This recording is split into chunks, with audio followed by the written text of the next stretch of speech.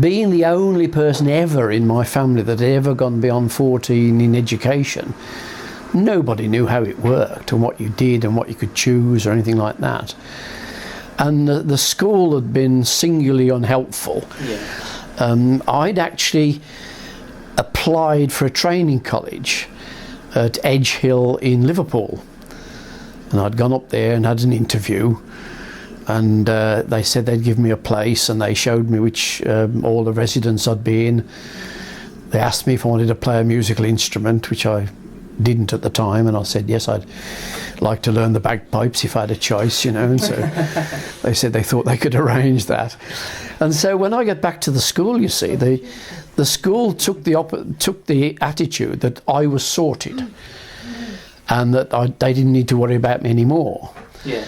And every university, because at that time on the UCAS form you applied, I think, for 4.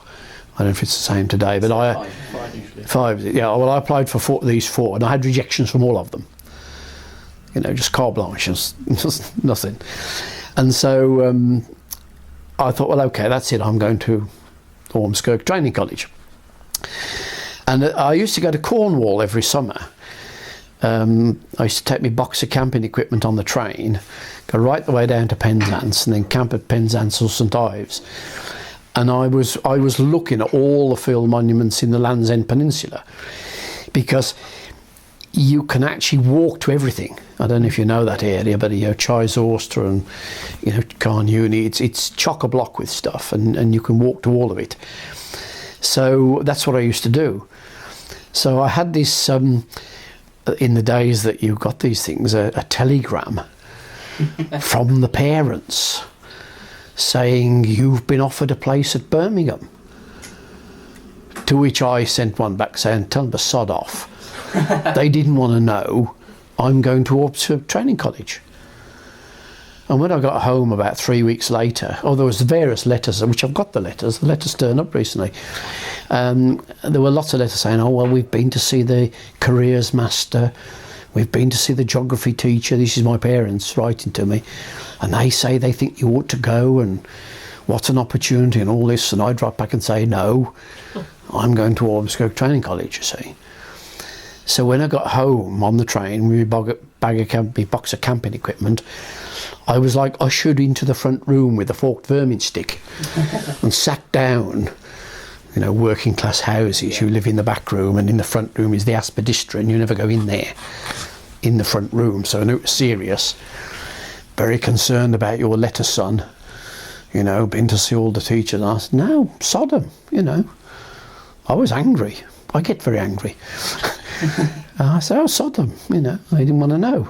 They didn't even interview, they didn't give me a chance. Bugger off, you know. Yeah. And this went on for days. Not all in the same room? No, not in the same room. And I went to see various teachers and so on. And then the day came to go to Birmingham, and I went the first day, the freshers' day. I didn't go again. Didn't go anymore.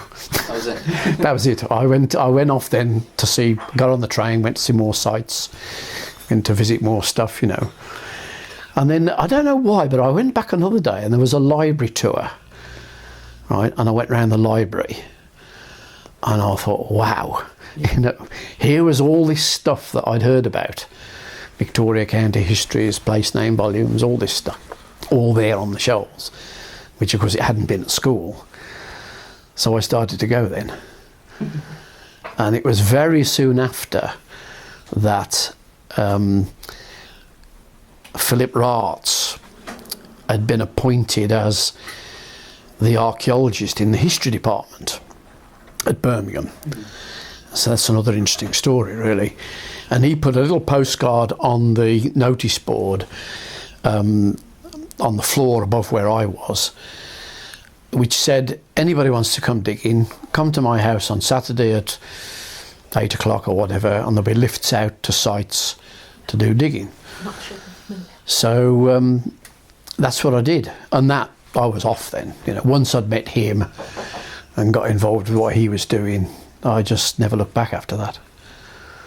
But I nearly didn't do it, you see. I nearly didn't make So it. close. The library swayed you. It was the library and Philip Roth's. Yeah. Yeah.